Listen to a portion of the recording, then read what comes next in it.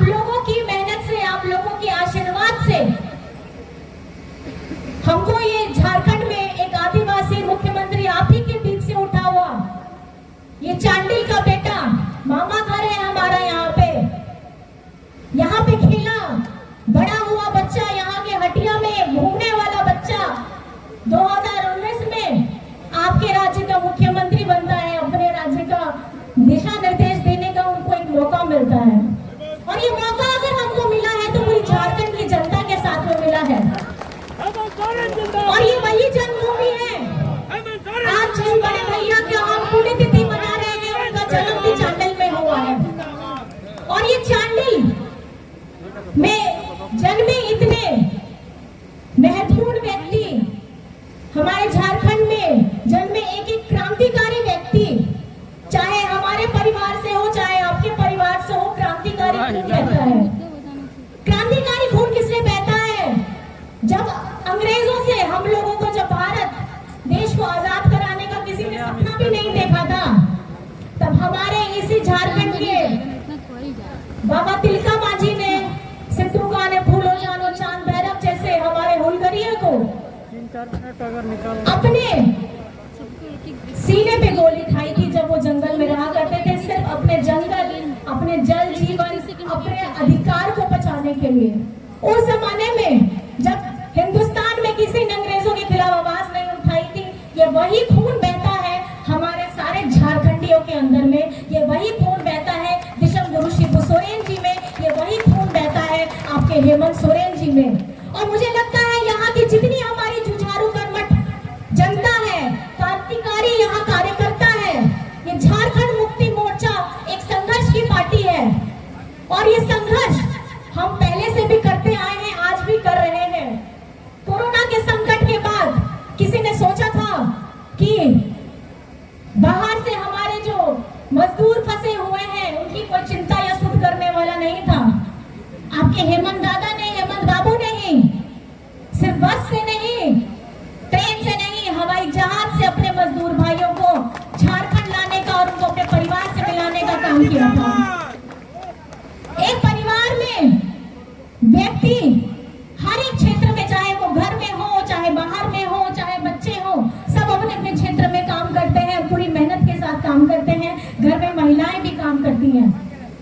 आप सोचिए कि आपका ये संवेदनशील बेटा हेमंत सोरेन अपनी माताओं बहनों के लिए सर्वजन पेंशन की उम्र 60 वर्ष से घटा करके 50 वर्ष किया, क्योंकि बचपन में उन्होंने अपनी माँ को भी खटते हुए देखा था, अपनी दादी माँ को भी खटते हुए देखा था, अपनी जितनी नारी शक्ति उनके साथ में थी, चाची, मामी, सबको खटते हुए देखा था। तो ये काफी सराहनीय है कि आपका अपना बेटा अपने बहनों के लिए, अपनी माताओं के लिए इतना संवेदनशील हो सकता है कि बुढ़ापे की लाठी अगर आज बनने का मौका दिया है हेमंत सोरेन जी ने, तो आपको मजबूत बनाने का काम किया है। अब वो आवास में अपना छत, अपने घर के छत मजबूत हो, उसका भी मान सम्मान देने का काम किया है हेमंत सोरेन ने। केंद्र सरकार ने तो हमारे झारखंड खाते का जितना पैसा था भाजपा शासित लोगों को दे दिया, इसलिए दे दिया कि उनको झारखंड की कोई चिंता नहीं है, यहाँ के गरीब गुरबा लोगों की कोई चिंता नहीं है, आप लोग गरीबी में रहिए, गरीबी में मर जाइए, लेकिन केंद्र को आपकी चिंता नहीं है। लेकिन हेमंत जी ने की सरकार ने, हमारे गठबंधन की सरकार ने, जिसको हेमंत जी नेतृत्व करते थे, उन्होंने ऐसा अब वो आवास की योजना बनाई कि 2 कमरे से नहीं 3 कमरे का वो आवास आप लोगों को दिया है, और साथ में रसोई घर अलग से भी दिया है। जब भूखे पेट, आप कितना दिन तक भूखे पेट सोइएगा? और आपको बताना मैं चाहूंगी कि केंद्र सरकार ने हरा राशन कार्ड को, हमारे झारखंड के 11 लाख लोगों का हरा राशन कार्ड को डिलीट किया था, बंद कर दिया था, ताकि झारखंड के लोग भूखे मर जाएं। इनको यहाँ के झारखंडी लोगों से कोई मतलब नहीं है, लेकिन आपके बेटे ने और आपका बाबू हेमंत बाबू ने हमारे झारखंड वासियों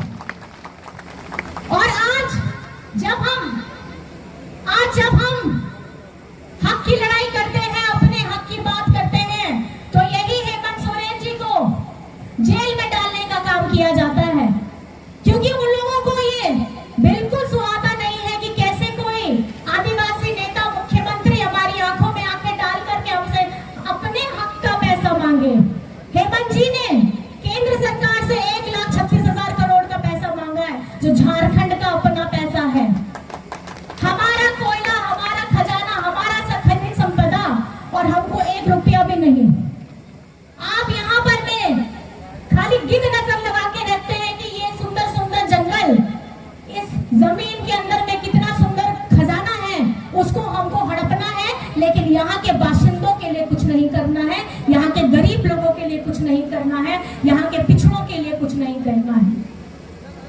आप लोगों को चेतना होगा, जागना होगा, और खास करके हमारे ये रांची लोकसभा में टीचागढ़ आता है, हमारी अपनी यहाँ से विधायिका है, अपना परिवार है, यहाँ सारे लोग हैं, यहाँ लाखों लोगों का पसीना के साथ खून भी बहा है।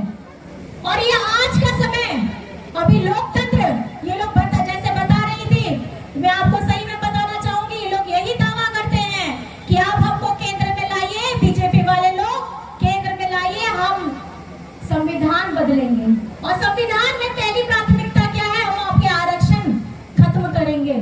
देना तो दूर की बात, जो संविधान में हम गरीब लोगों के लिए, हम आदिवासियों के लिए, सब हिंदुस्तानी लोगों के लिए, कमजोर वर्ग के लिए जो हमको आरक्षण मिले हैं, उनको ये हटाने का काम कर रहे हैं। आपको अपनी आंखें खोलनी होगी, इनके झूठे बहकावे में मत आइएगा। ये आज झारखंड में जितनी भी योजनाएं चल रही हैं, अबुआ आवास हो, पेंशन हो, सर्वजन पेंशन, हरा राशन कार्ड हो, मरांग घूम के स्कॉलरशिप, विदेश भेज करके बच्चे पढ़ाने का काम हो, हमारे सीएम स्कूल ऑफ एक्सीलेंस हो।